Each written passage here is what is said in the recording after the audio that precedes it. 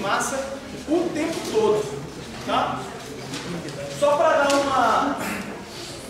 tentar fazer uma mudança do que você já viu para o que a gente vai ver agora. Até o capítulo 8, tudo que a gente falou, apesar de ter algum outro problema, que dava uma contextualizada, tudo era um ponto material que anda. Tipo, era uma massa, a gente falava que era uma bicicleta andando, mas a gente nunca considerou as dimensões da bicicleta, o fato da bicicleta ser mais alongada, a corda, não considerou nada disso. Considerava uma força, um negócio que anda. Então, é como se a gente estivesse falando assim, do conceito, como se fosse tudo um ponto e a massa está tudo aqui. E aí a gente vê a dinâmica, ou como cinemático, se é que seja, de um ponto material. Agora não. Agora, nesse capítulo 9, a gente passa a falar, por exemplo, de um caderno. O caderno, se eu jogar ele para cima, ele não vai fazer uma parábola, concorda? Ele até faz uma parábola, mas vai todo girando. E você tem que saber descrever a dinâmica de tudo. Então agora você tem uma composição de um movimento, de, por exemplo, jogar ele para cima assim, de uma parábola, e ao mesmo tempo um movimento, por exemplo, de rotação. Então esse é o foco do próximo capítulo, os dois próximos, 9 e 10. É incluir a rotação junto do movimento de translação. Tá? Então por isso que é mais difícil em princípio, porque você tem que escrever agora dois movimentos. Tanto o de translação quanto o de rotação. Tá certo? Mas a maneira como você descreve rotação é praticamente idêntico como você descreve a translação. Só vai ter que fazer duas coisas juntas agora. Então, como a gente vai passar a falar de corpos materiais, corpos extensos, que a gente fala que tem um nome, a gente tem que relembrar o conceito de centro de massa. Eu não vou assumir que vocês lembrem disso, que a gente viu isso lá no finalzinho do semestre, na última aula teórica que eu dei, que a gente falou, que a gente conversou aqui. Então, basicamente, o que é o conceito de centro de massa? Eu vou só relembrar aqui. Eu tenho lá um esquema de coordenadas, x, y, e aí eu vou pensar o seguinte, ó, se eu tiver uma massa M1, eu falo que ela está localizada na posição R1. Tá, beleza. Se eu tiver uma outra massa, R2, ela está na posição, massa M2, ela está na posição R2. Tá? E aí, eu posso fazer isso M3, posso pegar aqui um cara M4, esse aqui é o R4, o R, esse é o R4, esse é o R3 e tal. Aí eu tenho três massas. Vamos supor que de alguma maneira, não sei como, eu conseguisse, tenho quatro massas, prender todas elas. Elas estão presas e tá? Formando um objeto. Por exemplo, eu tivesse barrinhas rígidas, bem finas, fizesse aqueles mosaicos, como fosse palitos presos com massas, então isso aqui formasse um corpo rígido. De alguma maneira, o que eu estou dizendo é que esse objeto, que é composto basicamente por essas quatro massas, tá? Ele tem uma estrutura rígida. E esse negócio agora, quando ele se mover, as partículas podem ter pequenas vibrações em torno daquele ponto ali, mas em princípio isso vai se mover de forma rígida. Tá? Então esse negócio pode rodar, tá? Ou fazer o movimento que for, mas mantendo a forma. E aí, o que é o centro de massa? É um centro geométrico onde eu poderia pensar que essas quatro massas poderiam ser substituídas por uma única massa, com toda a massa naquele ponto. Tá certo? É o centro de gravidade, tem vários nomes, centro de gravidade, centro de massa, centro geométrico. Às vezes o centro geométrico pode diferir do centro de gravidade, mas em casos muito particulares. Então, no corpo humano, o centro de massa é mais ou menos no umbigo. Tá? Entendeu? O cara que dança hip hop, em geral, quando ele fica deitado no chão, alguma coisa que ele estica as pernas, ele põe o cotovelo, alguma coisa assim, mais ou menos na altura do umbigo. Porque o centro de massa dele é onde ele consegue se equilibrar. Tá? E o que é o centro de massa? É basicamente a definição de uma média ponderada. Tá? Você vai ponderar as posições pelas massas. Porque você pensa o seguinte, olha, se tiver mais massa do lado de cá, ele vai ser mais pesado do lado de lá, então o centro de massa, onde vai ter o centro geométrico de gravidade, vai ser mais do lado de lá. Então você define, olha, a posição do centro de massa, R, vou chamar sempre R maiúsculo, isso é igual ao somatório do produto da posição pela massa dividido pelo somatório de todas as massas. Ou seja, você fez uma média ponderada pelas massas. Ok? Vamos supor que todas as massas fossem iguais. Se todas as massas fossem iguais, isso virava uma média simples. Por quê? A massa ia poder sair do somatório, a massa ia aqui sair do somatório, ficava... O que é o somatório de alguma coisa? Dava a soma de todos os números partidos, e em cima dava a soma, a média das posições, você teria uma média, né, uma posição média ali, média simples. Para mim não ficar carregando tudo isso aqui, toda essa maneira de escrever, eu vou definir, olha, M grande é simplesmente a soma de todas as massas. Mzão eu vou chamar de a massa total, a soma de todas as massas. E aí eu vou sempre, quando eu precisar da posição do centro de massa, eu vou escrever assim, 1 sobre N, que está embaixo mesmo, somatório de MI de R. Ok? Aí você fala assim, nesse desenho, onde mais ou menos estaria? Eu teria que saber os valores das massas e tal. Mas de alguma maneira, a posição do centro de massa sempre vai estar mais ou menos no centro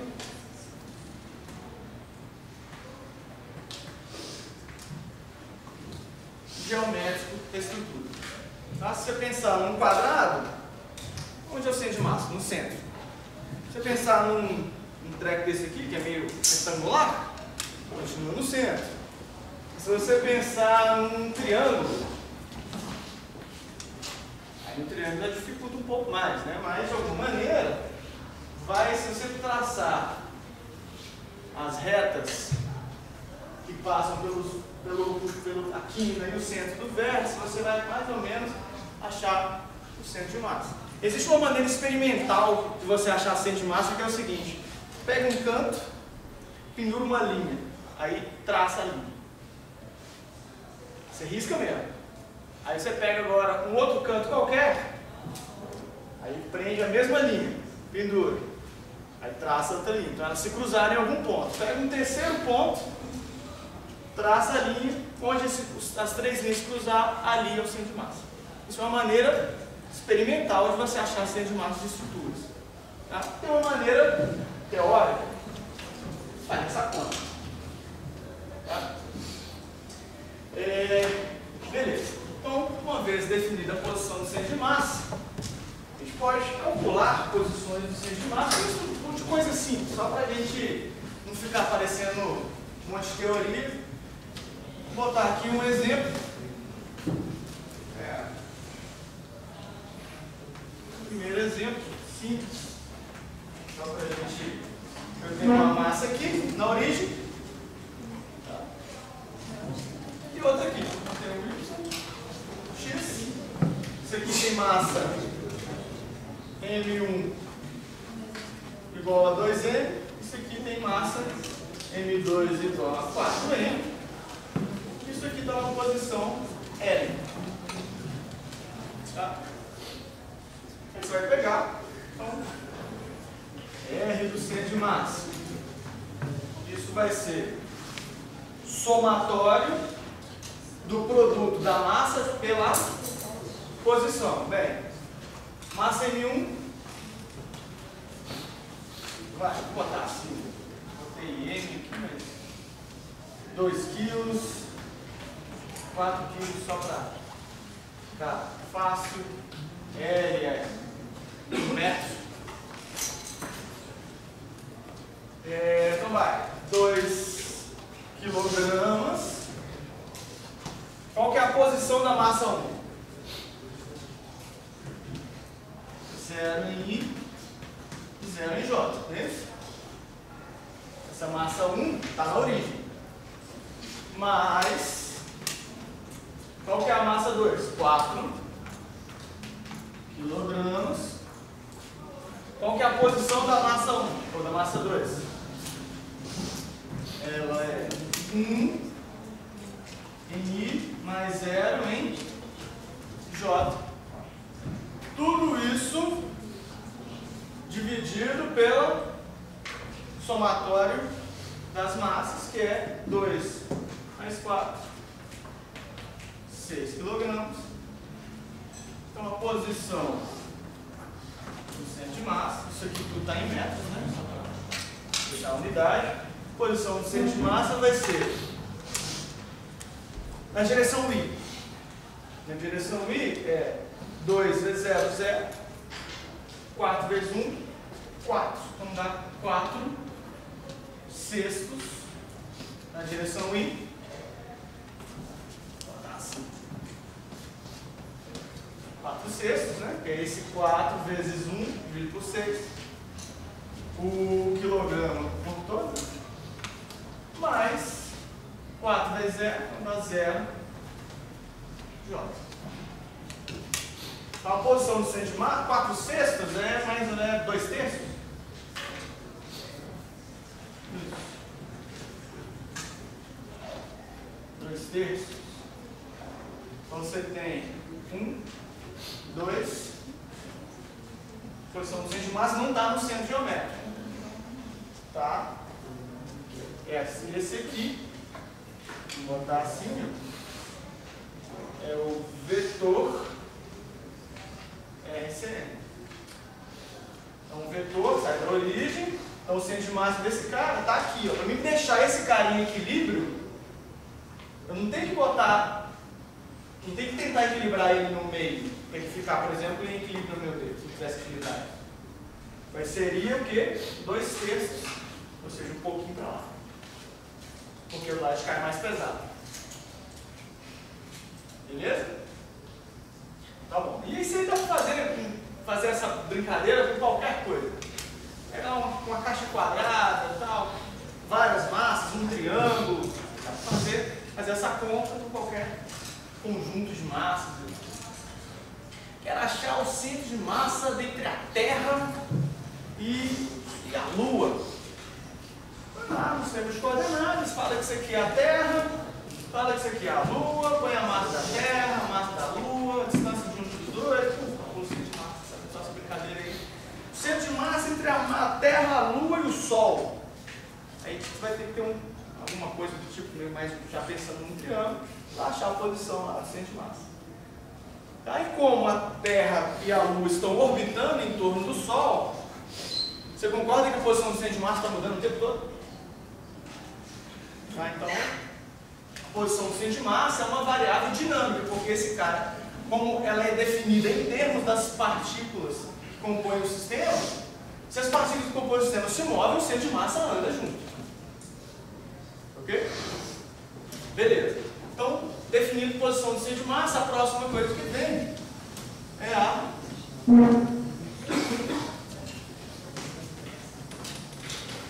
velocidade do centro de massa. E aí, agora, uma vez definida posição, todas as outras definições seguem de maneira padrão. Velocidade do centro de massa é definido como a derivada no tempo da posição do centro de massa. Ok? Isso é uma definição. Uma velocidade do centro de massa, como é que eu escrevo isso? Olha, isso não é a posição do centro de massa, é a definição dela.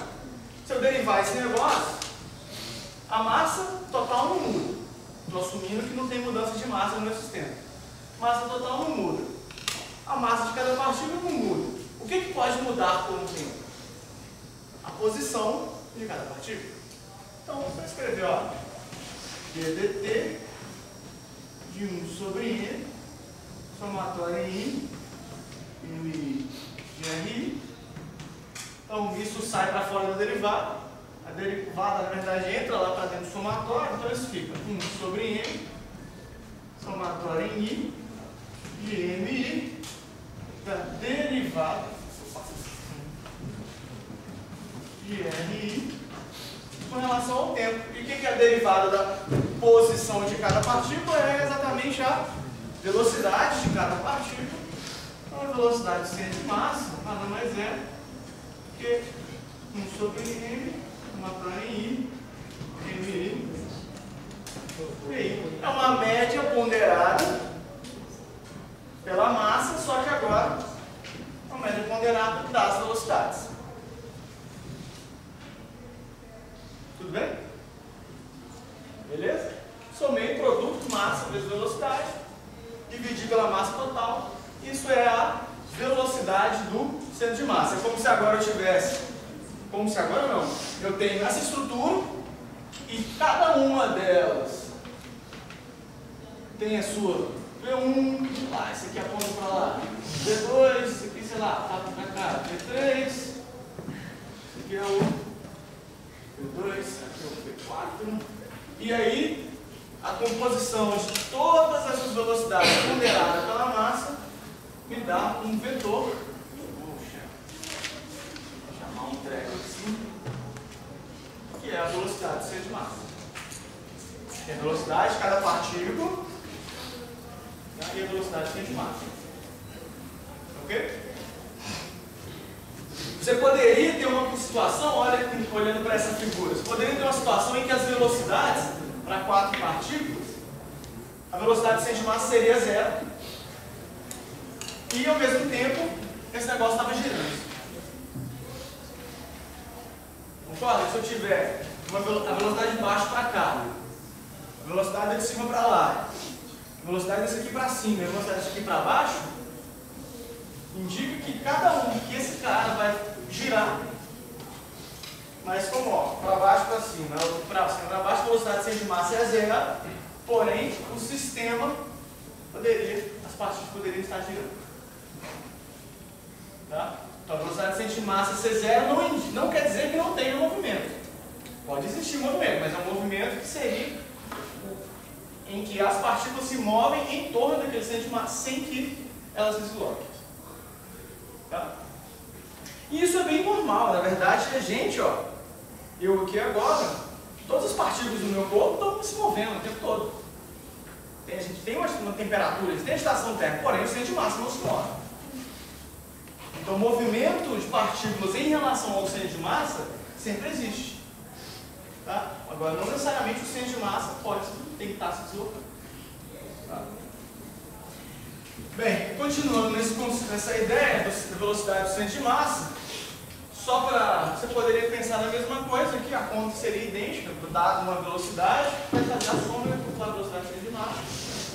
Mas dessa equação aqui, ó, surge um conceito interessante que a gente já viu, que é o que é o produto massa vezes velocidade mesmo? Isso é definição de momento linear. Então, quando você, olha só, posso jogar a massa para o lado de cá? Não posso? Se você jogar a massa para o lado de cá, eu tenho, ó, massa total vezes a velocidade do centro de massa, isso é igual ao somatório do produto massa I vezes velocidade I. Isso aqui é produto massa vezes velocidade, massa de cada partícula vezes velocidade. Então, eu posso escrever, olha, o momento total do sistema, ele pode ser escrito de duas maneiras. Como? Massa vezes velocidade centro de massa, ou somatório dos momentos individuais de cada partícula, onde momento individual de cada partícula é simplesmente o produto da massa vezes a velocidade de cada partícula. Então aqui, ó, eu acabo relacionando, se eu tiver a massa vezes a velocidade de de massa, isso é exatamente o momento total daquele sistema de partículas. Ou, se você pegar a massa e a velocidade de cada partícula, somar todo esse produto, você tem o momento total também. Tá? E lembre-se, a gente não estudou a conservação do momento no capítulo anterior, partícula quando tinha colisões e tal, o momento todo era conservado. Então, daqui vem a conservação do momento. A conservação do momento ela vai surgir exatamente, você já vê que o momento total do sistema de partículas é zero. Tá? Ou melhor, desculpa, constante. Tá aí, bom. E a última coisa, só para terminar, se você tem velocidade, posição, velocidade do centro de massa, o que falta? A aceleração.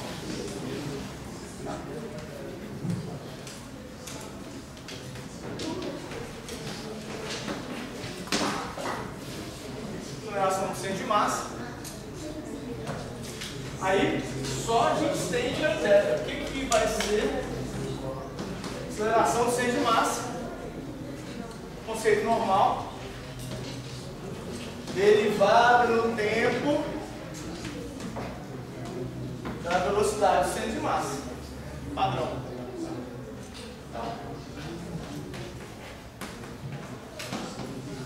Vou escrever direto aqui, ó, 1 sobre M. No fundo é a mesma equação aqui, concorda? Só que aqui onde tinha R, vai aparecer somatório em I, de MI, igual a derivada no tempo das velocidades.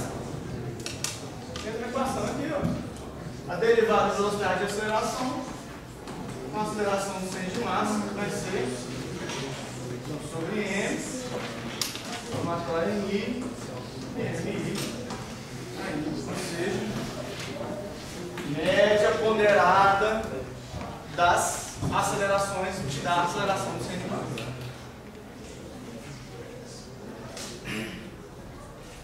Aí você pega e fala assim, ó, joga isso pro lado de cá de novo. Fazer a mesma coisa que eu fiz aqui, ó.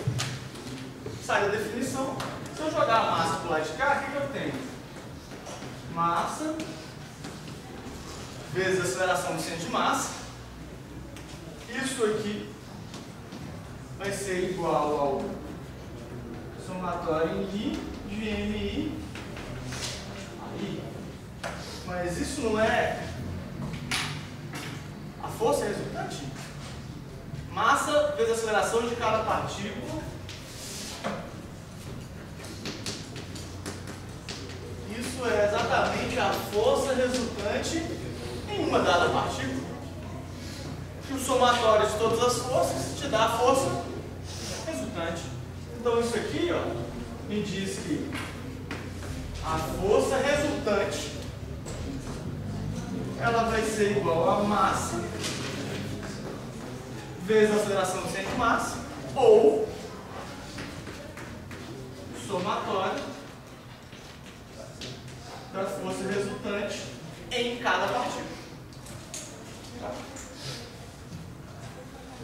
Ou força resultante, aí aqui agora é a força resultante em quem? No sistema, tá? Naquele conjunto de partículas ali. Isso vai te dar a massa total vezes a aceleração do centro de massa daquele conjunto de partículas, que é igual ao somatório de todas as forças de todas as partículas. Tá?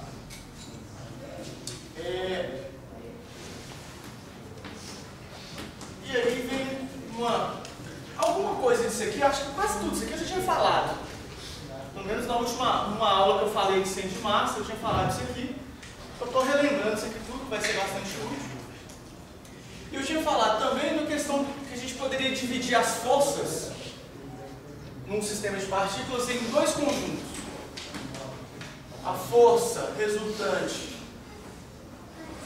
externa, São forças externas ao sistema, mais forças que eu vou chamar, vou botar assim. É a força externa em uma partícula e a força interna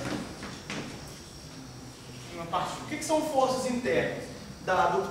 Dado as partículas, é a força, por exemplo, que A1 faz na 4 ou A1 faz na 2. São forças internas. Tá? Tipo, se eu fizer isso aqui, ó, eu estou fazendo uma força interna, estou fazendo força em mim mesmo. O resultado disso é que se eu faço força em mim mesmo, eu não saio do lugar. São forças internas. A força resultante sobre o sistema vai dar zero. Por quê? Eu tenho a terceira lei de Newton. Ação e reação. Então, se eu faço força nesse braço, esse braço está fazendo a força nesse, e isso tudo compõe o meu sistema, então eu não saio do lugar.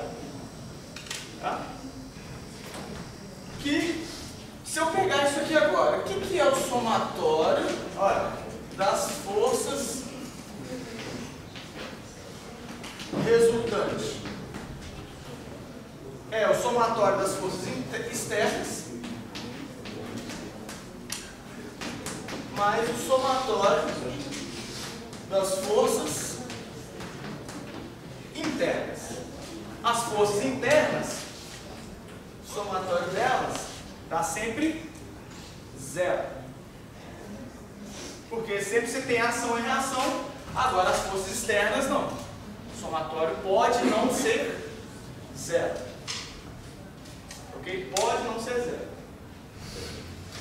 E aí o que isso aqui diz para mim? Olha que interessante. Vamos lá. Aqui é a última coisa aqui para a gente parar de falar de ciência de massa. Se eu juntar essas duas equações, massa vezes a aceleração do centro de massa, isso aqui é a segunda lei de Newton. Tá certo? Que é igual. Vocês concordam nisso? Segunda lei de Newton diz que a força resultante é igual a massa vezes a aceleração ou a derivada do momento. No caso aqui, se a aceleração do centro de massa, o momento é o momento total. Se a somatória das forças internas é zero, então essa equação é igual ao somatório em I das forças externas. Tá. Beleza. Então eu tenho, ó, isso aqui é o que a gente chama de força resultante. Vou botar um T aqui assim, só para ser de total, quer dizer que é o sistema total de partículas. Aí olha para isso aqui. Se não tem força externa num sistema, se isso aqui é zero, quer dizer que a derivada do momento é zero. Então, se a derivada do momento é zero, quer dizer que o momento do sistema é sempre uma constante. Tá? Então, se o momento total de um sistema de partículas é a constante, quer dizer que o momento é sempre conservado. Ok? Então, vou escrever aqui. Se a força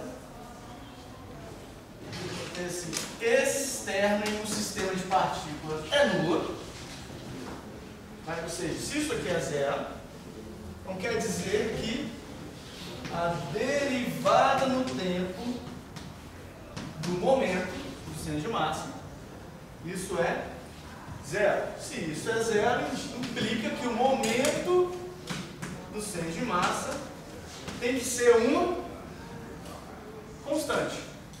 Então, se em algum momento, se alguma coisa do tipo acontece, olha, eu tenho um objeto, esse objeto é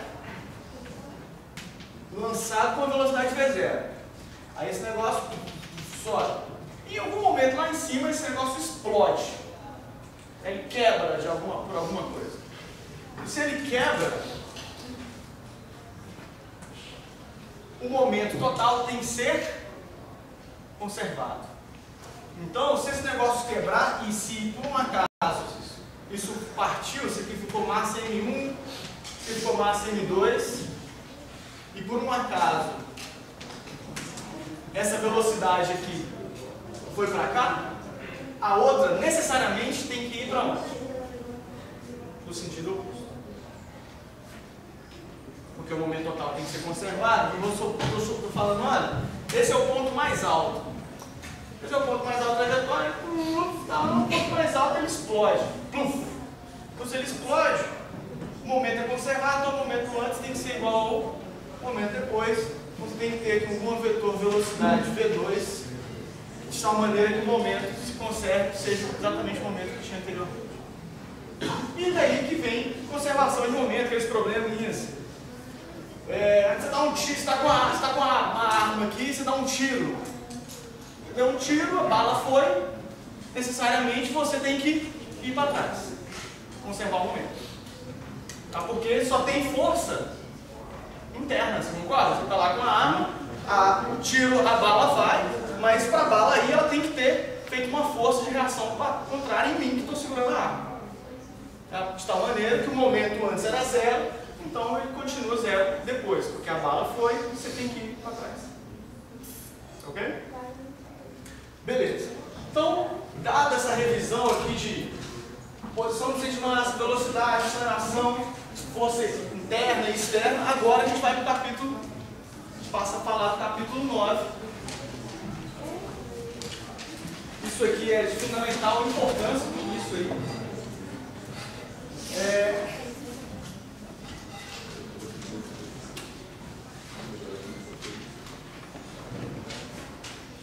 Porque eu vou começar a falar de corpos extensos, eu preciso de ter esses conceitos, tá? De rotação e tal, de um objeto agora extenso, então eu tenho que falar girando em relação a quê? Girando, por exemplo, em relação ao centro de massa, então eu tenho que conseguir definir essas coisas, tá?